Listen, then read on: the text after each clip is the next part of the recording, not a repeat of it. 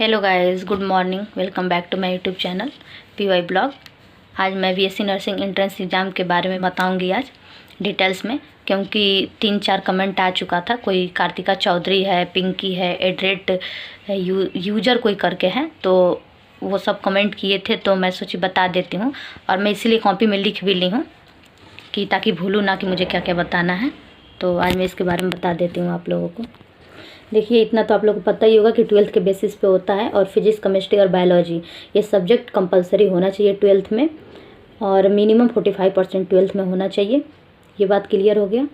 बहुत ही क्वेश्चन था कि फॉर्म कब आएगा, तो इसका फॉर्म मार्च के लास्ट में या बहुत अगर लेट होगा तो अप्रैल के 1st या 2nd वीक तक इसका फॉर्म रिलीज हो जाता है।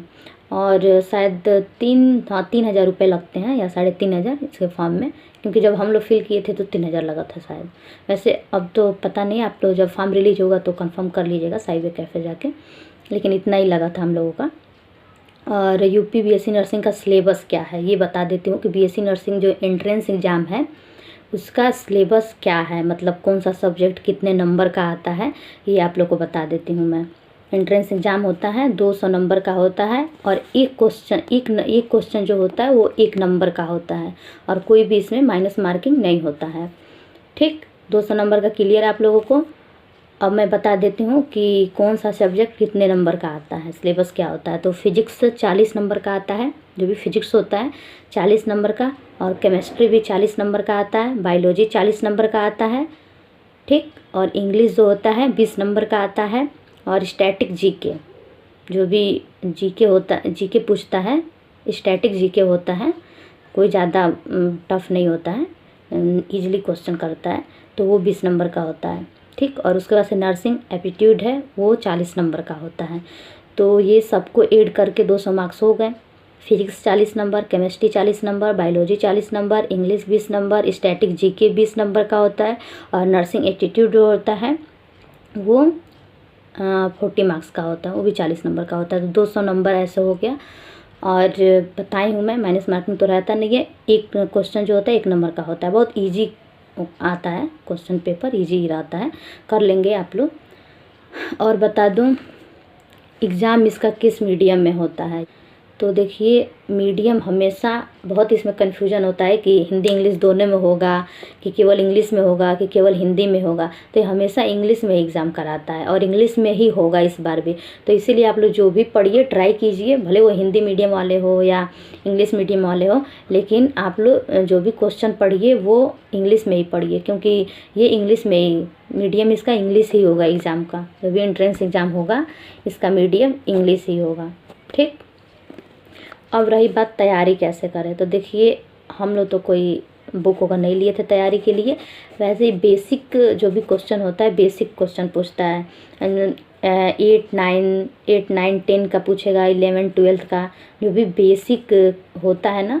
जैसे में इम्पोर्टेंट चैप्टर होता है 12th का, न्यूटन का लॉ अगर पूछता है, फिर बायोलॉजी में प्लांट किंगडम ये सब होता है, जो किंगडम से बहुत क्वेश्चन करता है, आता है क्वेश्चन किंगडम से। और न्यूटन का लॉ थोड़ा क्लियर होना चाहिए। और मैं आप लोग को इसके बारे में बताऊंगी कि किस चैप्टर से, मतलब कौन कौन सा चैप्टर जो है 10th का, 12th का, या फिर 9, 10 का, जो भी कौन सा क्वेश्चन फिजिक्स में, कौन सा चैप्टर फिजिक्स में, और केमिस्ट्री में, बायोलॉजी में कौन कौन सा चैप्टर इम्पोर्टेंट है, मैं अगले वीडियो में आप लोग को अच्छे से बताऊँगी।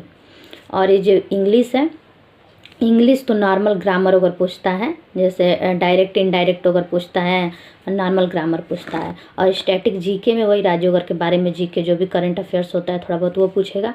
और नर्सिंग एप्टीट्यूड से एम्बुलेंस का नंबर हुआ, और थोड़ा हॉस्पिटल से रिलेटेड क्वेश्चन करता है।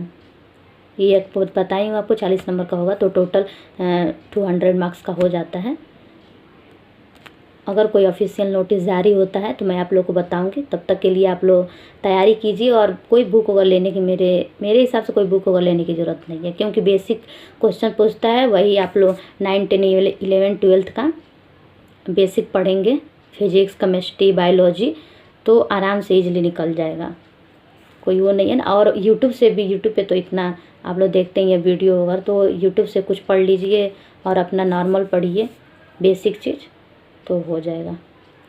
और एक बात बता देती हूँ आप लोगों को, जो भी फॉर्म आता है तो हमेशा उस जो ऑफिशियल नोटिस आता है, जब फॉर्म रिलीज होता है तो ऑफिशियल जो नोटिस होता है उसमें लिखा रहता है कि अगर 2024 में फॉर्म रिलीज हो रहा है, जैसे 2024 में मार्च के लास्ट में अप्रैल में रिलीज होगा, तो उसमें ये ज़रूर लिखा रहेगा कि 31 दिसंबर 2024 तक आपका 17 साल पूरा होना चाहिए।